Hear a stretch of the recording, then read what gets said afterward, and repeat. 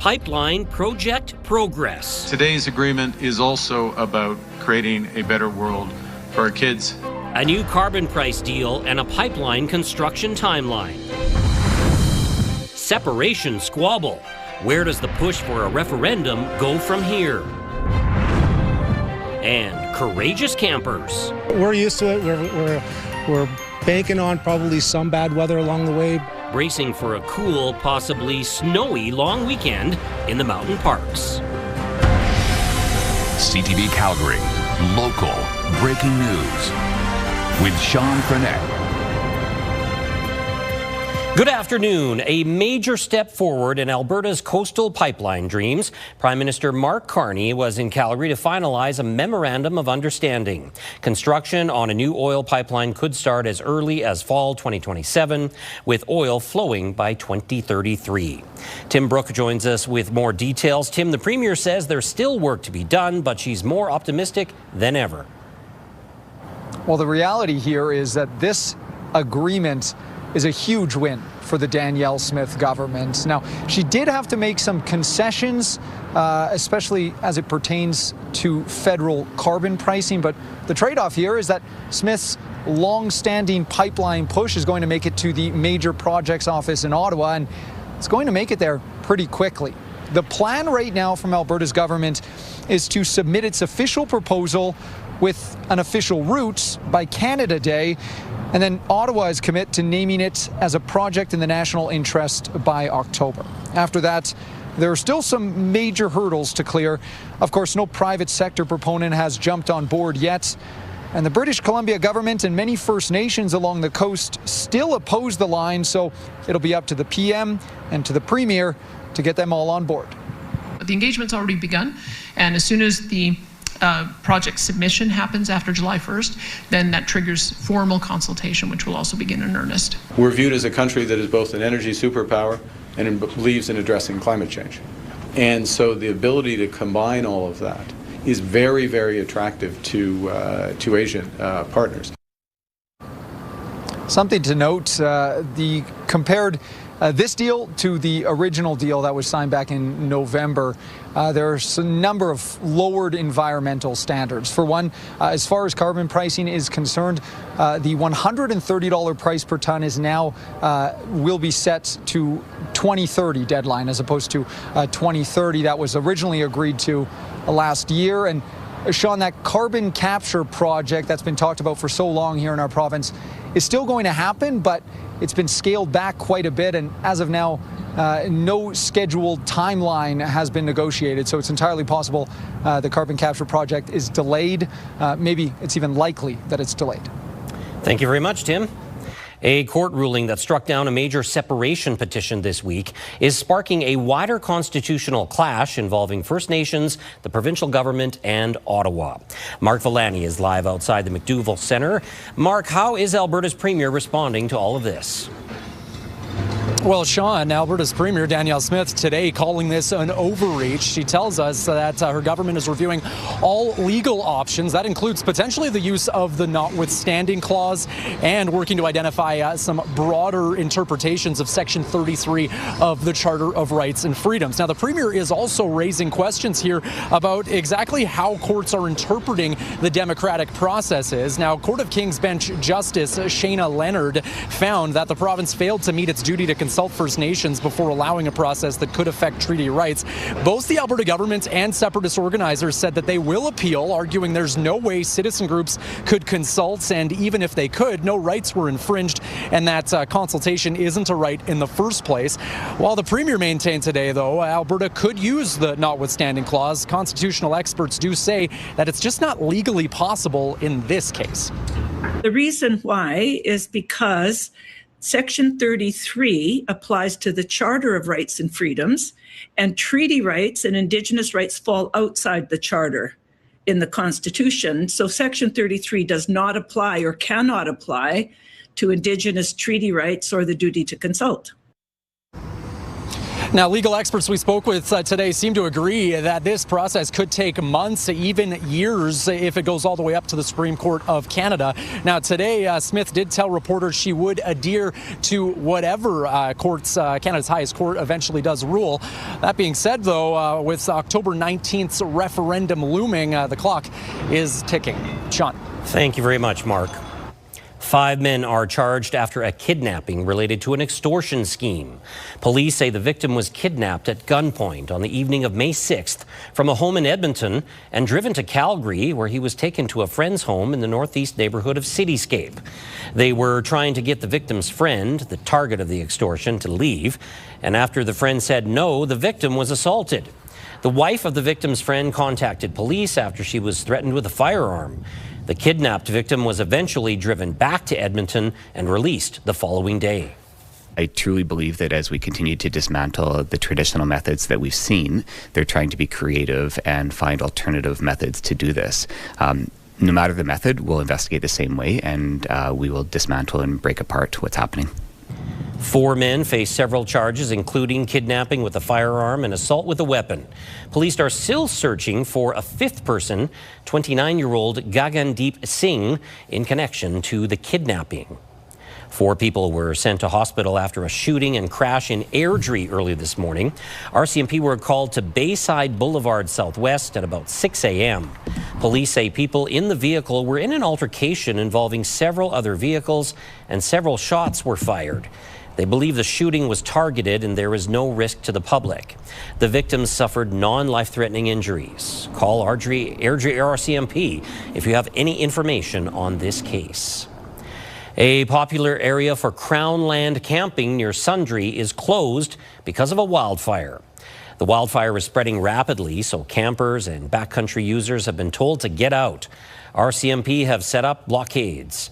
Residents in the area have been told to prepare for a possible evacuation. The wildfire is estimated to be more than 1,000 hectares in size. For the most up-to-date information, check 511 Alberta. The May-long weekend marks the kickoff to Banff's busiest season, and the mountain town is expecting another summer of visitor congestion. The mayor says the best way to visit Banff is to leave your vehicles at home and take transit. She says there is more capacity on transit this year to help visitors explore the town site and the broader national park.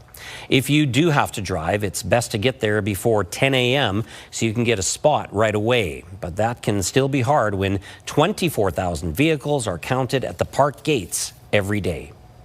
We've been creating new records and then smashing them in the subsequent years for the past few years as it relates to visitor vehicle volumes into the town site. Last year, we hit 6.96 million, so almost 7 million vehicles into the town site, with the high points being July and August. And so we are preparing ourselves to break that record as well. There is also construction happening in downtown Banff, so it's best to use the Banff Avenue exit into town until July 2nd. Meteorologist Danielle Savoni's here now. And Danielle, a lot of people heading to the mountain parks this weekend, maybe some inclement weather on the way, including you. Yeah, I'm camping this weekend. They're already out there. They're dealing with some rainfall right now. My family's going to go join in a little bit. Yeah, we're going to be dealing with something. If you are heading out to go camping, make sure you bring lots of warm stuff to wear, because it's going to get frigid tomorrow. And yeah, depending on where you are, a good amount of wet snow is going to be falling. 12 degrees is the temperature right now. There are isolated showers in and around the city, as you can see by the radar right here. This is starting to weaken right now, but you can still expect isolated showers for the next few hours. And then the next system rolls in the overnight hours, and this one is going to pull in a much cooler air mass. So we're kicking off the day at 0 tomorrow in the city, only a high of 4, gusts around 40 kilometers per hour, and this comes with a rain and wet snow mix. Calgary specifically, at least a couple millimeters of rain and anywhere from 1 to 4 centimeters of snow possible. I'll have more details coming up, but that's your 24-hour forecast, brought to you by 5th Avenue Volkswagen. Family-owned, community-driven. Discover more at 5th Avenue Volkswagen. Thank you, Danielle. Granary Road, just south of Calgary, is hosting its first ever kite festival this long weekend. Organizers say it's a fun family event that celebrates the sky above the park. 17 professional kite flyers will host a number of exhibitions over 2 days for people to see what's possible with a kite. Bud Taylor will host workshops for people of all ages to learn how to build your own kites. He says it's good for parents to have their kids learn how to fly at a young age. Well, it's good to get a hands-on. I like to take people out and show them the different kites, single line and dual line, and how to attach the flight lines to those kites and how to make the bridle adjustments to them. It's very simple. Kite Fest runs Saturday and Sunday at Granary Road. Kites will fly between 10 a.m. and 4 p.m. when the weather permits. Well, as Danielle said, it could be a cold experience for long weekend campers. Coming up, we catch up with some hardy visitors to the mountain parks. Also ahead, big organizational changes for ambulance services in Alberta.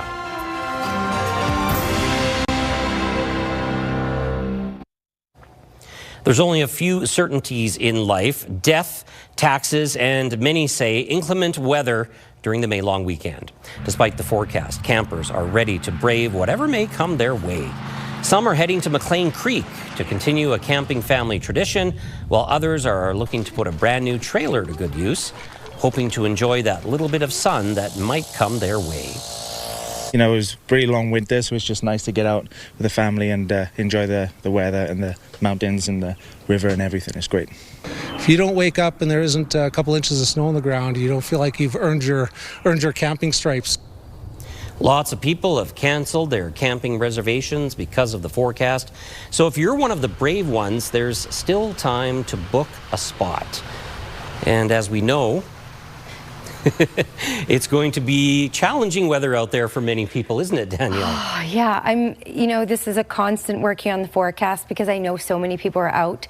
And if you're not out camping, a lot of people want to garden this weekend, and then you have to take the plants inside because you've invested all this money in those plants and you don't want to have them just die right away. So there's a lot to know for this weekend, absolutely.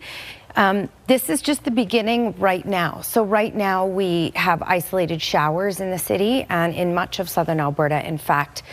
And we're about to get a lot messier with this next system that's on the way. So 12 degrees is where we're sitting right now. We did get into the teens earlier today, so not quite the 20s we had earlier this week, but this is quite a lot warmer than the 4-degree high we're expecting for tomorrow. So temperatures are just beginning to plummet. 13 right now in Brooks, 17 in Medicine Hat, 12 in Pincher Creek. A bit of a gusty day at times for sure. 50 was the max in Calgary and around that for Lethbridge and Medicine Hat and Brooks too. It should be calmer in Calgary for tomorrow with regards to the winds, just the winds. Far south still looking at 40 to 50 kilometer per hour gusts for tomorrow. All right, so we have a weather statement in place in this lighter green color here, and in the white, this is the snowfall warning. So high elevations could see up to 30 centimeters of snow by the time the system is all said and done. Why this statement ends right along here is this is mainly the edge of that wet snow line. So after this is more of a rainfall event for areas off to the east, but right along the highway is where we're going to see that rain-snow mix because we'll be hovering around that freezing mark. It will also be more consistent off to the west in the mountains too. So right now, yeah, isolated showers. That's the potential for the next few hours. And then after that, in the overnight hours, this next system rolls in. And that's going to be a big weather maker for us. This next system, a much bigger system. And it will do a lot more, I guess you could say, damage. Because we got the winds with the last system, this next one, certainly the cold and some wet snow.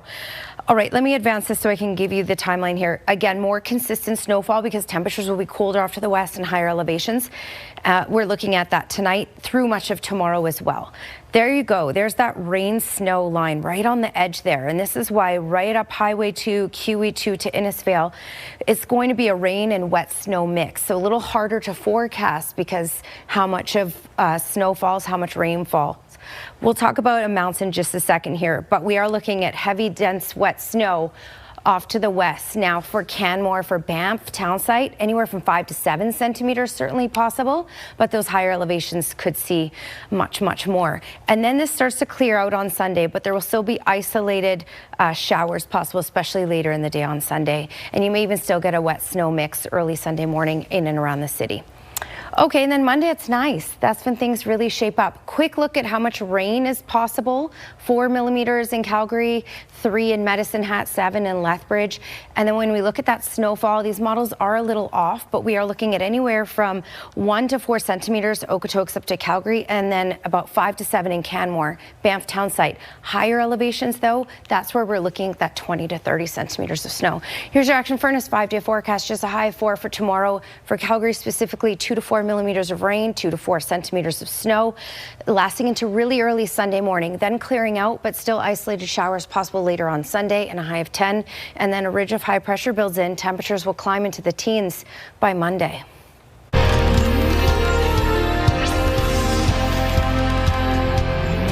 Alberta continues to refocus healthcare, and it means the ambulances you are used to seeing will soon change.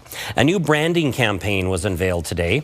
In 2025, the province began dismantling Alberta Health Services, and the team in charge of emergency medical care outside of hospitals was temporarily named Emergency Health Services, but now it is called Alta Paramedic Health. Adding the new logo and the names to all 764 vehicles is expected to take years.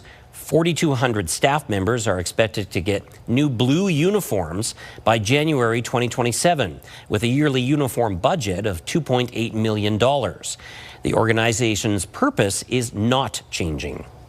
A new name signaling a new era. It signifies the modernization of our organization and our renewed commitment to Alberta and to the people and partners under this new banner. Critics say the new brand does nothing to address the same old problems Albertans have highlighted for years, including staffing shortages and unavailable ambulances.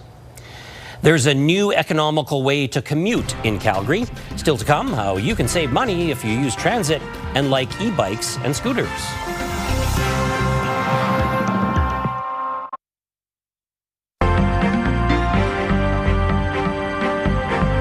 Broad-based sell-off on the markets today. Joining me is Liana Wachniak, investment advisor with the Popowich-Karmali Advisory Group. Liana, what caused this downturn? Well, we saw a couple of factors play into the sell-off today, one of which was we saw some of the AI optimism come out of the market.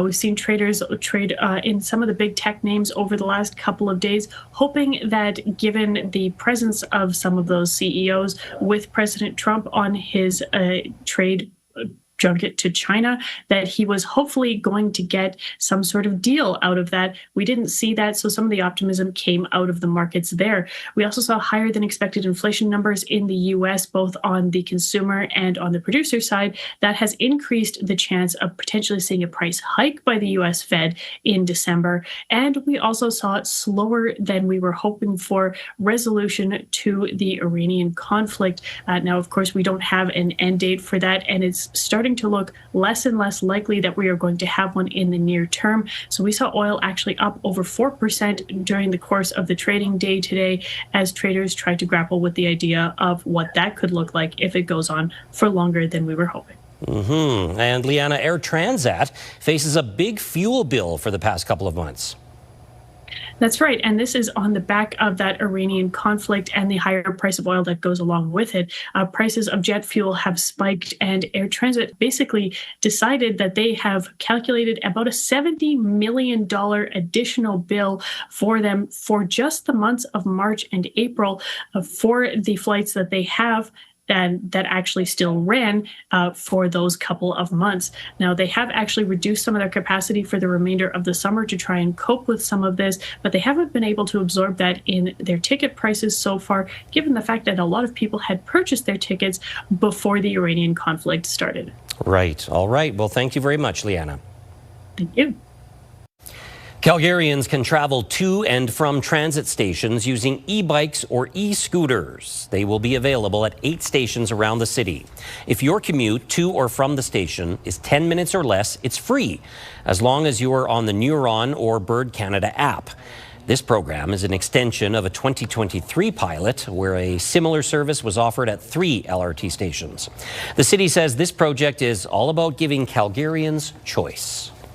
We found out that people really appreciated the program. Again, 70% of respondents to our survey said that it actually increased their use of transit. Biggest thing people said is it saved them time. Bird Canada and Neuron will also review the drop-off spots to ensure sidewalks and pathways remain accessible for everyone. A timeline's been revealed for a new pipeline to the West Coast. Here's Tara Nelson with a look ahead to CTV News at 6. Hi, Sean. The province and the federal government are eyeing September 2027 for the start of construction. But to get oil flowing by 2033, a number of hurdles still need to be overcome. We'll have more on that part of the story coming up at 6. Also ahead, we'll hear from more hardy campers who are not letting the long weekend weather forecast ruin their plans. We'll see you at 6. Sean. Thanks very much, Tara. Well, it is going to be cool out there for the weekend, but right now in Calgary, it's partly cloudy and 12 degrees. Danielle's back with more forecast details after the break. So, Danielle, lots of layers and a snow brush if you're heading, especially to camp this weekend. Yeah, and if you're not camping, bring the plants inside. Plan a couple movies to watch on Saturday. So Saturday for Calgary and surrounding areas around Calgary, that's where we're looking at the worst of it. So tonight through tomorrow and tomorrow night, and then things start to let up on Sunday. 12 degrees, current temperature. Today's high was 13. Say bye to that for tomorrow. Tomorrow just a high of 4. We're going to struggle just to get there. A couple millimeters of rain, 2 to 4 possible. And then because we're right on that line of development, 2 to 4 centimeters of snow also possible. 10 degrees though by Sunday, and late showers possible. Thanks, Danielle. An Alberta program is helping women and girls buck tradition by launching their careers in a fast-rising rodeo sport. Riders start training on a bucking machine at women's-only Ranch Bronc School before switching to a wildly kicking horse with the goal of holding on for 8 seconds. Women's Ranch Bronc Championships started in the United States in 2016 due to demand from females wanting to participate in men's bronc events. The sport is rapidly gaining popularity in Canada, Australia, Europe, and Mexico. While this school near Cochrane aims to launch some athletic careers, some people who take it don't intend to compete. Their goal is to improve confidence and make everyone feel empowered. It could be you just broke up with someone. It could be like anything. Some of us have kids, like you got a lot of stuff going on, or just your self-image is a huge one, right? So, and a lot of that stuff will come out when they're getting on a horse. Alberta kicks off its women's Ranch Bronc season this year with the Bighorn Stampede in Caroline today and the Canadian Finals in Cochrane on June 27th. Thank you very much for joining us this afternoon. Now, here's the early edition of the CTV National News.